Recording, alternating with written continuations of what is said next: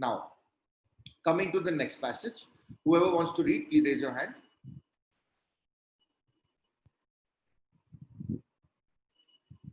Okay, Sachin, go ahead.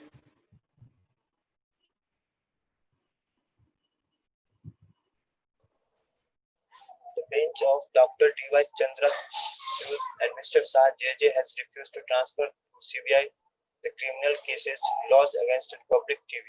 Editor-in-Chief Arnab Goswami for alleged defamatory news shows telecast on April 21 in connection with Palghar mob lynching case. It also caused all FIR against Arnab Goswami except on which filed in Nagpur and which has been transferred to Mumbai via order dated 24/04/2020. Delivering the verdict, Justice Chandrachud said Article 32 of the Constitution constitutes recognition of the constitutional duty entrusted to this court to protect the fundamental rights of citizens. The exercise of journalistic freedom lies at the core of speech and expression protected by Article 19(1)(a). The petitioner has made a journalist airing of views on television shows which he hosts in the exercise of fundamental right to speech and expression under Article 19(1)(a). India's freedom will rest safe as long as journalists can speak truth to power without being jailed by a threat of reprisal. Free citizen cannot exist when the news media is chained to adhere to one position. Yuval Noah Harari has put it succinctly in his recent book titled 21 Lessons for the 21st Century.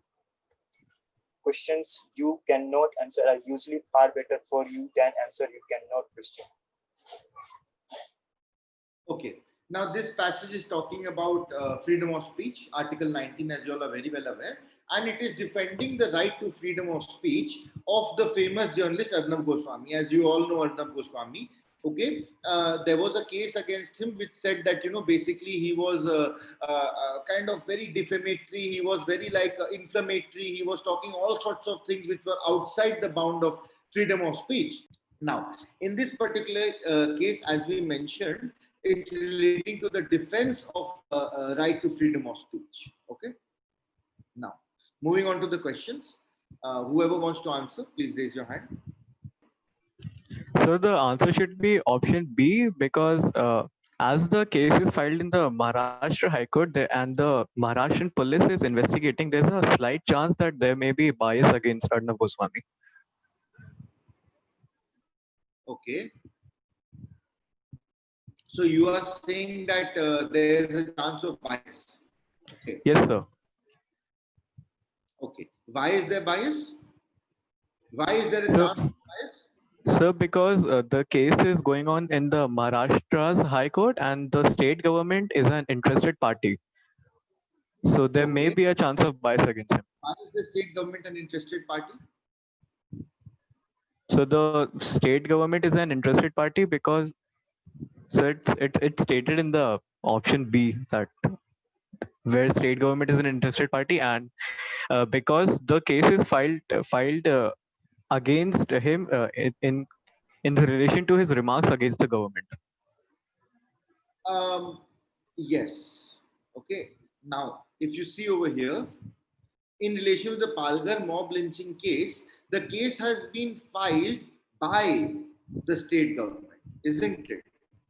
Right? The case has been filed, and obviously, not by the state government, but against the state government, right? Because if you see, in a way, the state government is the one that is responsible for law and order, right? So obviously, they will have to take the hit or the blame for mob lynching kind of cases. So they are going to try their best to suppress the matter and say that there was no such thing. Arnab Goswami has been responsible for defamation, etc., etc. So Arnab Goswami doesn't feel very safe over there, considering that the investigation is going to occur by state police. State police are under who? The state police are under state government. So that is why Arnab Goswami feels that he is not going to get a fair trial. That is why he's asking for a transfer. Right? Okay. Good.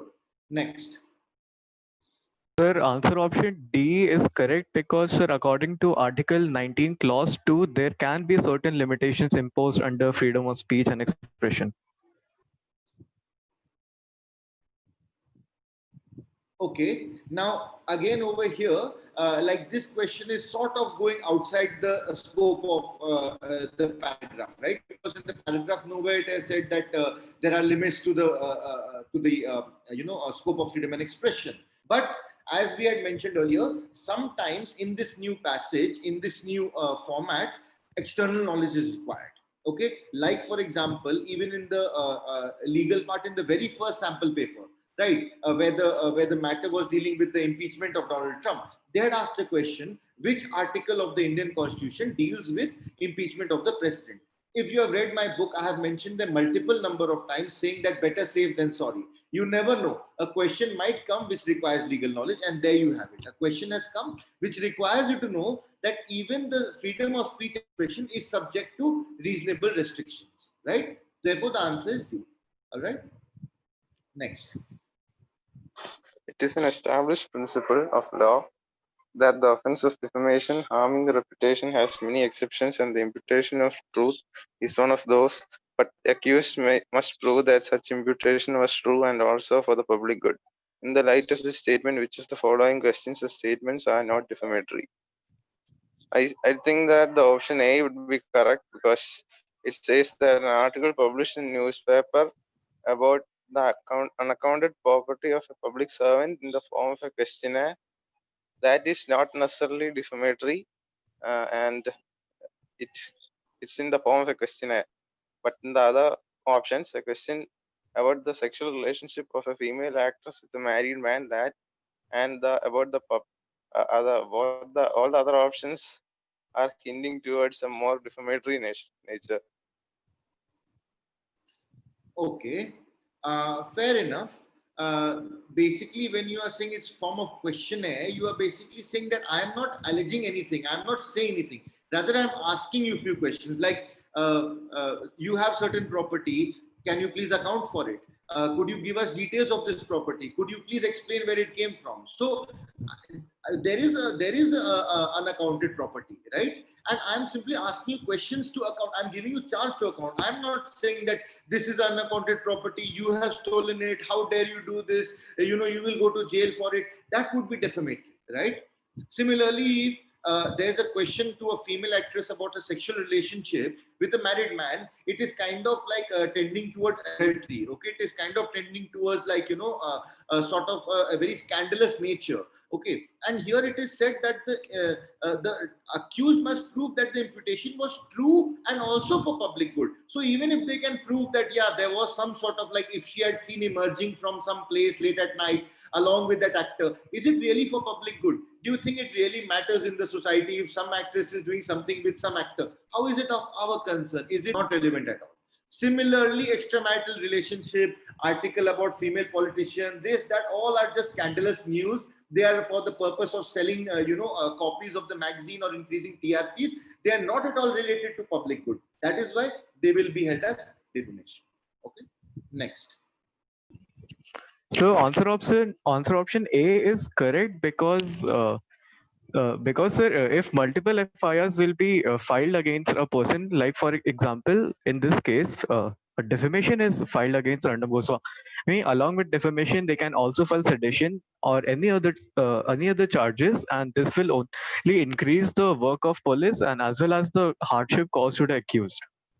Yeah, absolutely correct. So in practical life also, you see, even you must have seen in the case of the CLAT consortium versus NLAT, right? One case was filed in Jharkhand High Court, one case was filed by Venkata Rao, one case was filed by some other student. All of these matters were heard together by Supreme Court. Why?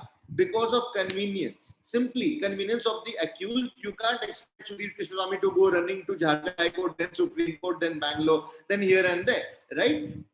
Similarly, it also is the convenience of the court, right? They also have to hear all the different matters. Ultimately, from Jharkhand High Court, the matter will come to Supreme Court only. So, isn't it easier just to club all the matters and hear them all together? This happens very commonly, and it is known as various things like clubbing of matters, tagging of matters, stacking of matters, etc.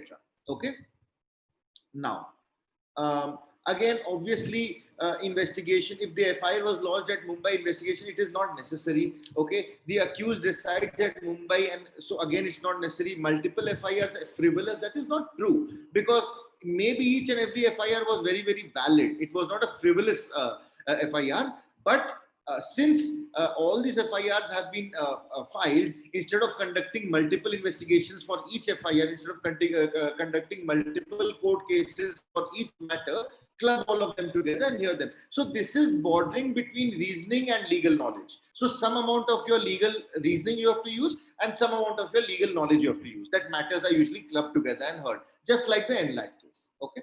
Now, coming to question number 95, this is purely a matter of legal knowledge. Okay, defamation is punishable both as a civil wrong as well as a crime. This is a matter of legal knowledge.